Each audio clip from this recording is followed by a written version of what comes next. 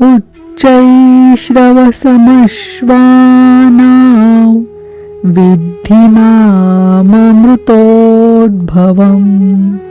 ऐरावतं गजेन्द्राणां नराणाय च नराधिपम्। घोड़ों में मैं अमृत से उत्पन्न होने वाला उच्चैश्रवा नामक घोड़ा हूँ। दुनिया में हर वस्तु नाशवान है, आत्मा ही अजर अमर अमृत स्वरूप है। इस अमृत स्वरूप से जिसका संचार है वो घोड़ा मैं हूँ। घोड़ा गति का प्रतीक है।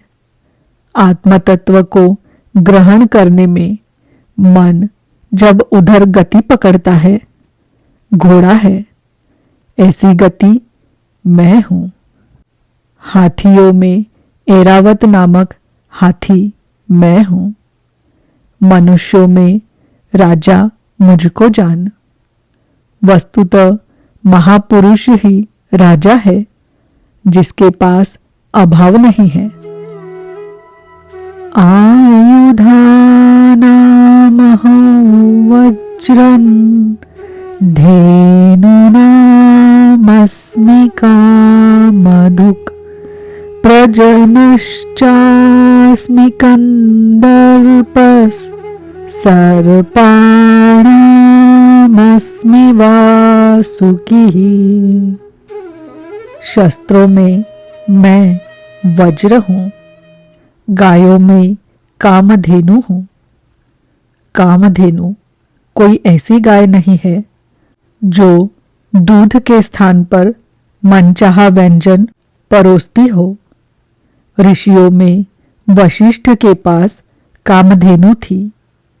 वस्तुतः गो इंद्रियों को कहते हैं। इंद्रियों का संयत होना इष्ट को वश में रखने वाले में पाया जाता है। जिसकी इंद्रिया ईश्वर के अनुरूप स्थिर हो जाती है, उसके लिए उसी की इंद्रिया कामधेनु बन जाती है। फिर तो जो इच्छा करिहु मन माही, हरि प्रसाद कछु दुर्लभ नाही।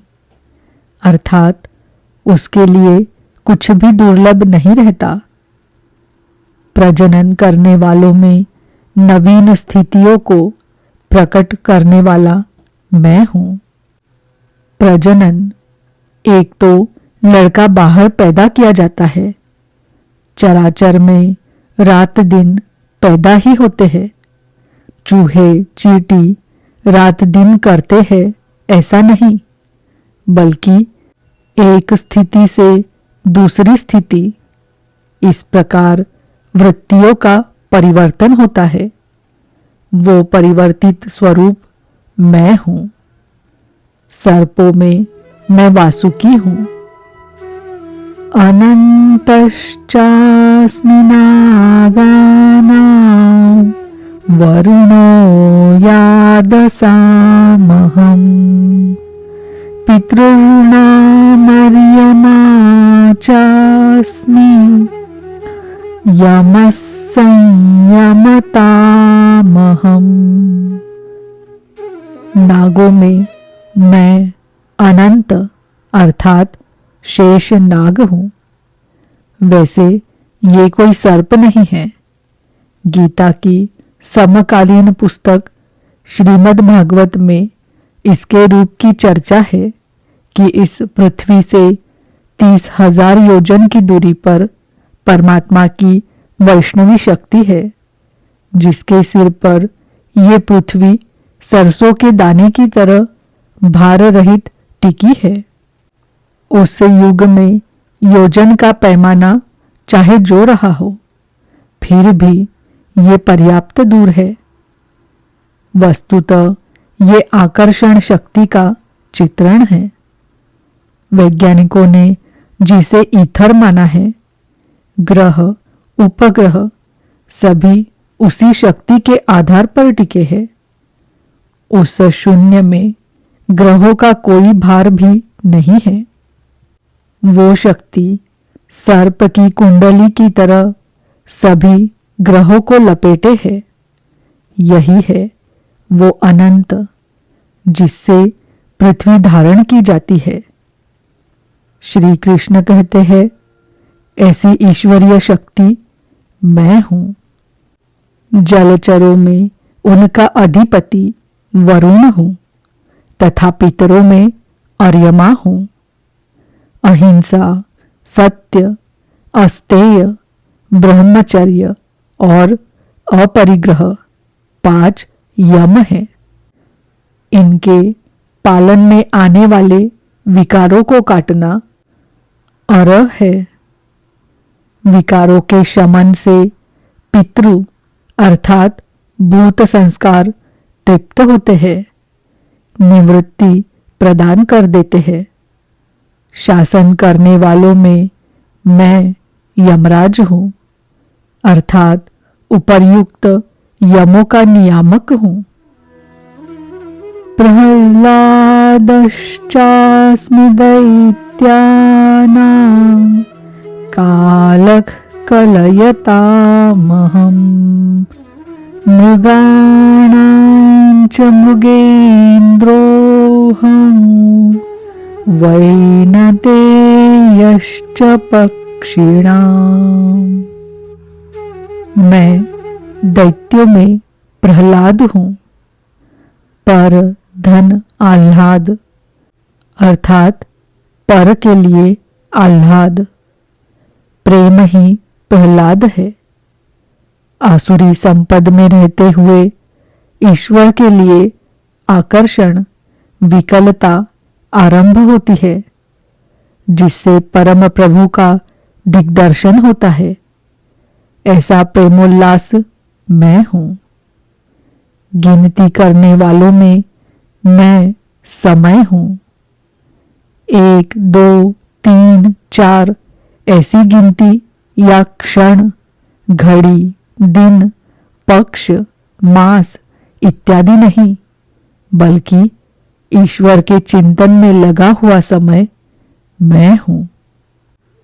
यहाँ तक कि जागत में सुमिरन करे, सोवत में लवलाए, अर्थात अनवरत चिंतन में समय मैं हूं। पशुओं में मृगराज, योगी भी मृ अर्थात जंगल, धन ग अर्थात गमन करना, अर्थात योग रूपी जंगल में गमन करने वाला है। तथा पक्षियों में गरुड़ मैं हूं। ज्ञान ही गरुड़ है। जब ईश्वरीय अनुभूति आने लगती है, तब यही मन अपने आराध्य की सवारी बन जाता है। और जब यही मन संशय से युक्त है, तब सर्प होता है, डसता रहता है, योनियों में फेंकता है। गरुड़ विष्णु की सवारी है, जो सत्ता विश्व में अणुरूप से संचारित है। ज्ञान संयुक्त मन उसे अपने में धारण करता है, उसका वाहक बनता है। श्री कृष्ण कहते हैं, इष्ट को धारण करने वाला मन मैं हूं। पवनः पवतामस्मि रामः शस्त्रभृतामहम् झषाणां मकरश्चास्मि स्रोतसामस्मि जाह्नवी। पवित्र करने वालों में मैं वायु हूं। शस्त्रधारियों में राम हूं। रमन्ते योगिनः यस्मिन् स रामः। योगी किसमें रमण करते हैं? अनुभव में। ईश्वर इष्ट रूप में जो निर्देशन देता है, योगी उसमें रमण करते हैं। उस जागृति का नाम राम है और वो जागृति मैं हूं। मछलियों में मगर तथा नदियों में गंगा मैं हूँ। सर्गाणामादिरन्तश्च मध्यं चैवाहमर्जुन अध्यात्मविद्या विद्यानां वादः प्रवदतामहम्। हे अर्जुन, सृष्टियों का आदि, अंत और मध्य मैं ही हूँ। विद्याओं में अध्यात्म विद्या मैं हूँ। जो आत्मा का आधिपत्य दिला दे वो विद्या मैं हूँ। संसार में अधिकांश प्राणी माया के आधिपत्य में है। राग, द्वेष, काल, कर्म, स्वभाव और गुणों से प्रेरित है। इनके आधिपत्य से निकालकर आत्मा के आधिपत्य में ले जाने वाली विद्या मैं हूँ, जिसे अध्यात्म विद्या कहते हैं।